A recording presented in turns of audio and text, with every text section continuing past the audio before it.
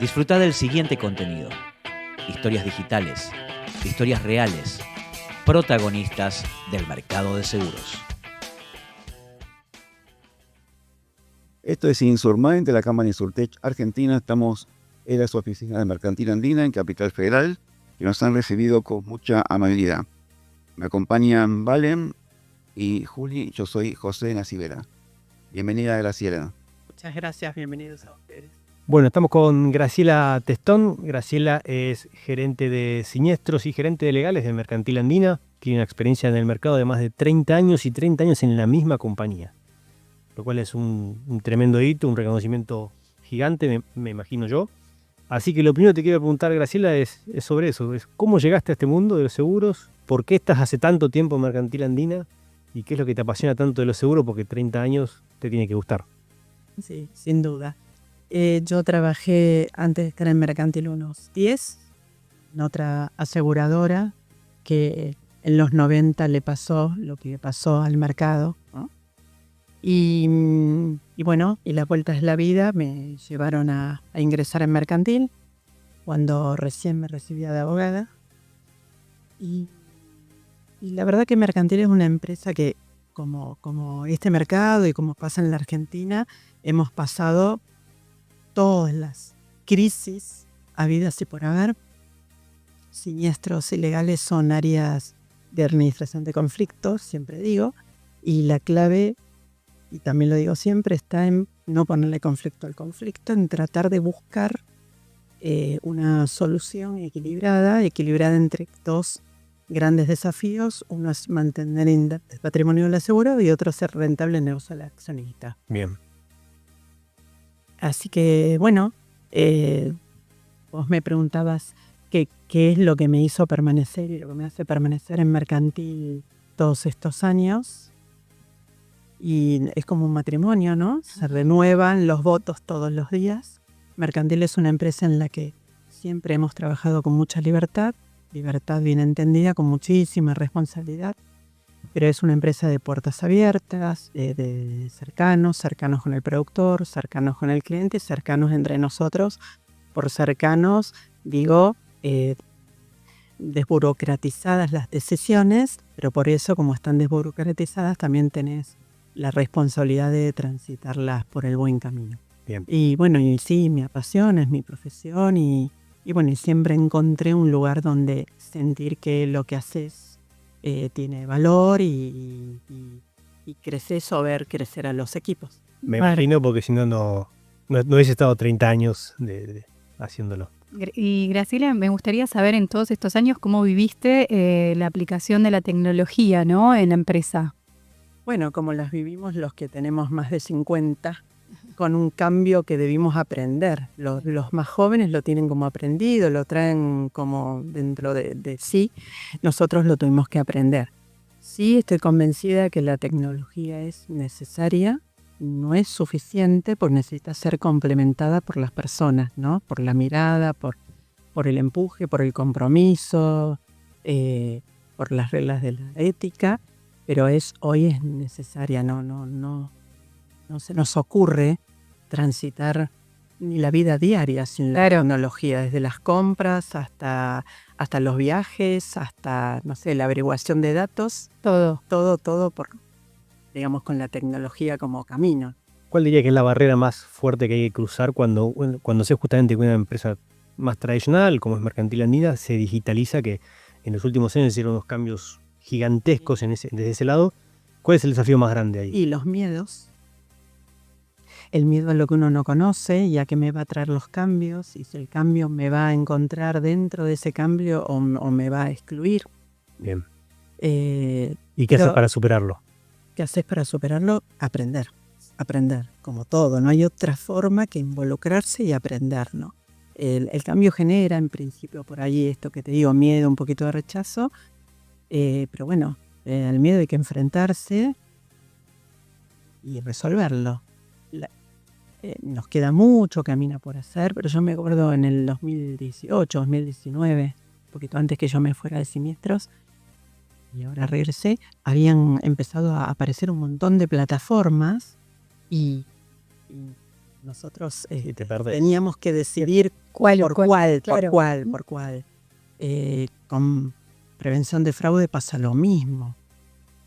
Antes salías a la calle con 3 o 4 parámetros y a ver qué pasaba. Hoy, cuando mandás un verificador a la calle a relevar ciertos casos, va con ciertas ponderaciones o ciertas alertas. Bien. Después necesitas, de nuevo, el profesional que conozca qué hacer con esas Sí, sí. alertas y cómo... No es solamente datos y tecnología. Claro. Y hablando un poquito de las plataformas, internamente en Mercantil, ¿qué procesos digitalizaron en la parte de siniestros y legales? Sí, todo el proceso de la denuncia está todo digitalizado. En legales todo el proceso del expediente digital, digamos, desde la subida a nuestro sitio de la demanda y luego la relación con los estudios, contestación, perilla, sentencia, liquidación, todo eso, no hay más papel. Claro. La justicia se está despapelizando, no toda, todavía falta muchísimo. Y después, todo el tema que tiene que ver con prevención de fraude, nosotros trabajamos hace 2 años y medio, que lo pusimos en Productivo, con una plataforma que trabaja de nuevo con ciertas alertas cruzadas. Las alertas van ponderando, se va aprendiendo con esto que le llamamos Machine Learning. Sí. Y ahí fuimos aprendiendo los falsos positivos, los falsos negativos. ¿Usan datos de terceros ahí o solo de la Y compañía? no usamos datos nuestros, datos del mercado, datos de SEBI, del sistema Sofía, datos que tienen que ver con la situación financiera, datos de experiencia nuestra. Bien. Y ciertos parámetros que, de nuevo, la misma Sí, plataforma te va máquina diciendo. analiza. Claro. Justamente empieza a imaginar un poco el comportamiento de la persona, no solamente en cuanto a su vida siniestral, sino también a su comportamiento financiero. Financiero, claro. Y lo que te hace es que en esta línea de montaje que nos imaginamos en siniestros, puedas sacar, por decirlo de una manera, en la línea de montaje aquellos casos que ponderan con alguna cuestión. Que no quiere decir que eso sea un fraude, ¿eh? No, pero Eso te puede dar ciertas alertas. Después hay que ir al campo y ratificarlo. o no. eficientiza el proceso de Claro. investigación, porque si no vos estás pagando después siniestros que por ahí no los hubieses pagado, ¿sí? Siniestros no, lo que quiero decir es investigaciones que podrías haberte ahorrado. Y además mejora el servicio Sí, o sea, frente al asegurado, es algo- porque entonces vos, de nuevo, elegís de la línea de montaje ciertos casos con algunas alertas totalmente. y no a todos por igual, digamos. Graciela, te quería preguntar, ¿cuál es tu mirada sobre el estudio de la conducta y el fraude? Es decir, como el análisis del cliente, las preguntas que hay que hacerle, teniendo en cuenta estas variables que se detectan. Primero tendríamos que decir que en la Argentina la cultura antifraude no está inserta en nosotros. Bueno, lo leemos todos los días en los diarios. Y antes de pensar qué preguntas hay que hacerle al asegurado o al tercero o al proveedor o a quien sea, creo que lo más importante primero es que como mercado maduremos o sigamos madurando, cruzando datos y compartiéndonos ciertos datos, ¿no? Hasta hace pocos años parecía que compartir un dato era velar no sé qué fórmula de la Coca-Cola, ¿no? Hoy las experiencias nos dicen que hay que cruzar datos. Sí o sí. Y ese cruce de datos y esa experiencia intercompañías o interdisciplinarias te hace que frente al cliente te puedas parar de otra forma con ciertas precisiones, Totalmente. no con inferencias. Sí, totalmente.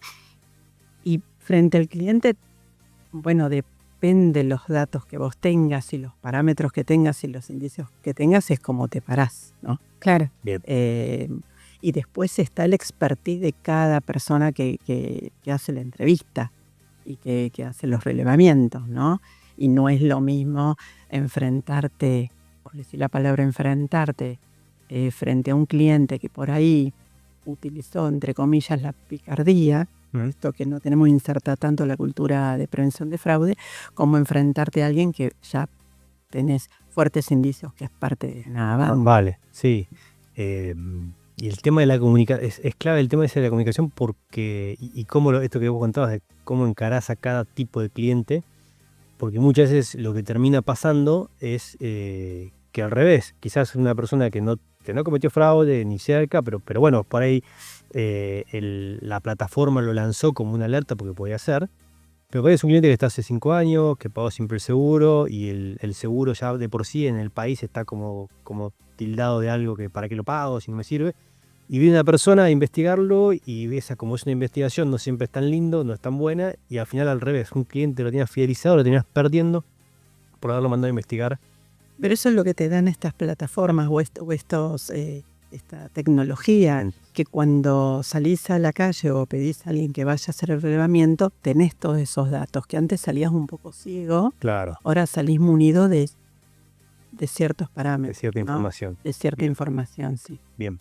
Sí, está Buenísimo. buenísimo. Sí, porque en realidad si no le das el mismo tratamiento a todos y de esta manera, teniendo esa información, terminás fidelizándolo más, porque recibe un buen trato y la gestión del siniestro se resuelve mucho más fácil, ¿no? Que estar esperando tiempos porque están en análisis. Y la compañía ahorra plata, imagino, porque Claro, investiga menos. dar las investigaciones. Sí. Graciela, ¿la compañía judicializa los casos de fraude que se detectan? Sí, los que entendemos que tienen alguna posibilidad, pero te quiero contar, nosotros formamos parte de las empresas querellantes en una causa muy conocida, que es la causa de Lomas de Zamora, que se inició por una denuncia donde justamente cruzamos datos. Algún día nos decidimos a cruzar datos entre 4 aseguradoras, la Caja, Sura, Sancor y Mercantil Andina. Interpusimos la denuncia, como les digo, a fines del 2018. La verdad que lo tomó la Fiscalía General de Lomas de Zamora y trabajó en silencio un año y medio, prácticamente, hasta que un día nos despertamos, justamente un día del seguro, las cosas que tiene la vida, el 2021, con un montón de medidas, allanamientos y demás.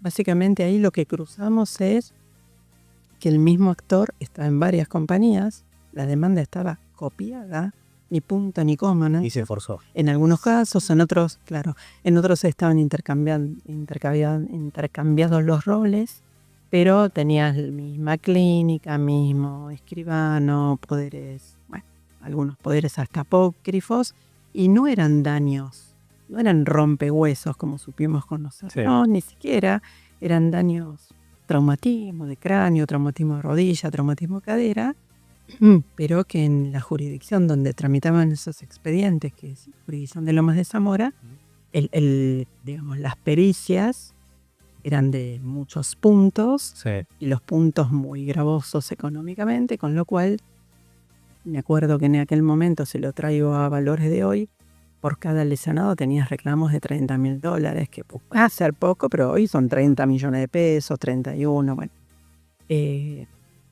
Y me acuerdo que cuando leíamos las escuchas, que las pudimos leer una vez que se hizo público, y no los quiero aburrir, pero en un tránsito de esas escuchas, entre uno y otro, les decía, ¿qué pasa que las compañías ahora no se investigan? Fíjate, aquella compañía, no voy a decir el nombre, que nos pagaba a todos, ahora nos manda a investigar, y fíjate que nos mandaron justamente a investigar el único real.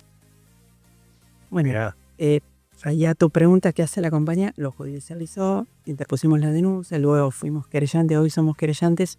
En esa misma causa la superintendencia se constituyó como querellante también en defensa de los intereses de la comunidad, y hoy están por supuesto, procesados con prisión preventiva domiciliaria, pero preventiva, que es todo un Bien. tema, y está previsto el juicio oral para marzo del 2025, veremos qué pasa, pero entendemos que hay fuertes indicios para alguna, pero alguna bien. condena. Generalmente son resultados que cuesta conseguir.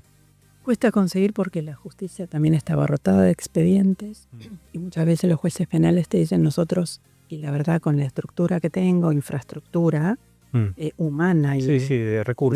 de recursos, y la verdad que puedo tratar solo donde tengo detenidos o sangre. Claro. Claro. Sí, Tienen sí. ustedes Bueno, hay un proyecto ahora de ley de modificación del Código Penal del artículo estafa. El Código Penal nuestro sí, por supuesto, prevé la estafa en los artículos 172 y siguientes, pero estafa en seguros, Sí. solo hay un ítem, pero que tiene que ver para incendios, Ok. no para lo que solemos Muy conocer, básico, sí. muy básico. Y ahora hay un proyecto de ley de reforma de prever una tipificación específica de estafa en seguros. Esta causa que les digo, si algo tiene de exitoso, creo que fue que no solo lo ubicamos en el tipo penal estafa, sino en el tipo penal asociación ilícita, considerando los abogados como cabeza de asociación ilícita y Pero absolutamente. pero los informantes bueno, como parte de, Sí, de esa red. de esa red. Perdón, ¿y considerás que esto se puede comunicar a los asegurados? ¿Es positivo difundir esta resolución? Para que lo Y conozcan. una vez que tengamos una resolución judicial firme, ¿no? Lo estamos comentando en los medios cuando estamos hablando de este tema, porque es público, porque el expediente es público, pero todavía no tenemos una condena, No es un no caso. tenemos una resolución judicial como para ponerlo en nuestra web institucional, si quieres. Sí, lo que sí destaco es que un buen día nos pusimos de acuerdo en cruzar datos y ponerlo sobre la mesa Sí, la colaboración. y anunciarnos. Bien. La colaboración con la tecnología. Cruzamos porque algunos alertas Sí. nos... Mira qué gran resultado. Totalmente. Sí, muy bueno. Porque la tecnología no solamente ayuda a las compañías a ser más eficientes, sino que la red de asociación ilícita también usa la tecnología para estafar mejor y entonces ya es bueno, Son estudiosos. esa competencia. Sí.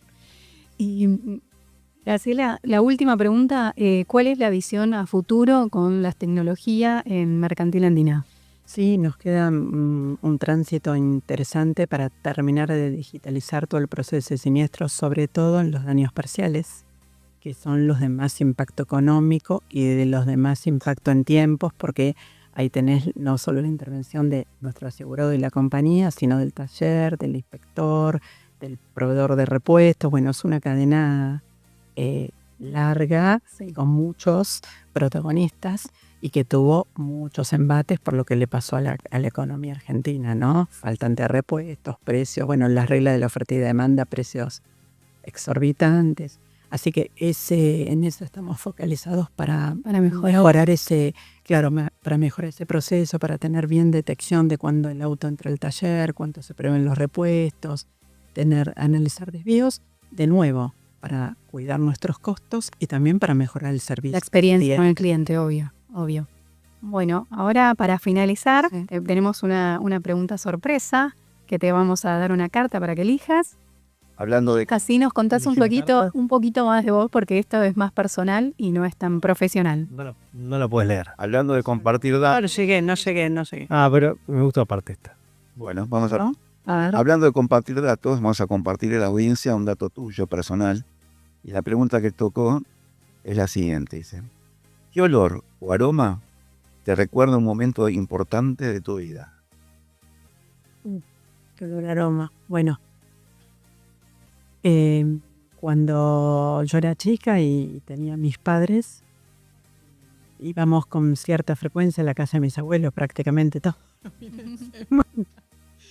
Y había un árbol en el fondo, había un árbol de camelias que tiene un perfume muy, muy particular, que hoy casi no se ve, ¿eh? Es una planta que no sé por qué razón desapareció. Bueno, será porque no vivimos en lugares de mucho edificio. Con lo cual, cada vez que alguna vez voy a algún lado y recibo ese aroma, sí, te retrotrae a ese lugar, a la infancia, Qué lindo. a ese lugar donde compartíamos con los primos y cuando no tenés tus padres, también te trae cierta nostalgia, claro. Una linda evocación. Así como lo decís, como justamente hablaba de los abuelos, es una pregunta que digo yo, y a mí qué me haría, ¿no? ¿Cuál es ese olor? Obviamente cuando uno la lee, yo lo relacioné, obviamente no, yo lo relacioné con comida. Y justamente con qué comida, con la que me hacía mi abuela cuando era muy, muy chico, hace 5 años, ese olor de entrar a su casa y ese olor a comida, que obviamente es un recuerdo lindo. Así que, bueno, muy bueno. Bueno, muchísimas gracias, Graciela, por compartir con nosotros en este nuevo capítulo de Insurmind. Así que, bueno, vamos finalizando. Esto fue Insurmind de la Cámara Insurtech Argentina, transmitido en vivo desde Mercantil Andina. Gracias.